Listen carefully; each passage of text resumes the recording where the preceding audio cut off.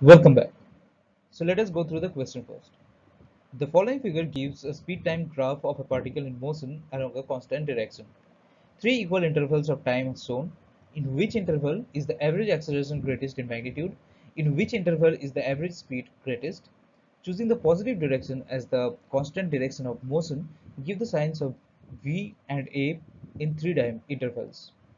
What are the accelerations at the points A, B, C, and D?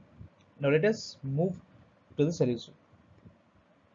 The average acceleration greatest in magnitude in interval 2, as in this interval the magnitude of change in speed is the greatest, as you can see here.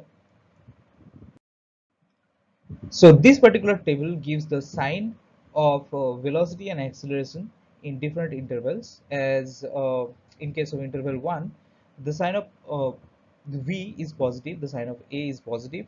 In case of interval 2 the sign of v is positive, a is negative. In interval 3 the sign of v is positive and acceleration is 0 in this case. In interval 1 speed increases, in interval 2 it decreases, and in interval 3 it remains constant. So this is denoted by these signs. At points A, B, C, and D acceleration is 0, as these points the curve is parallel to the time axis.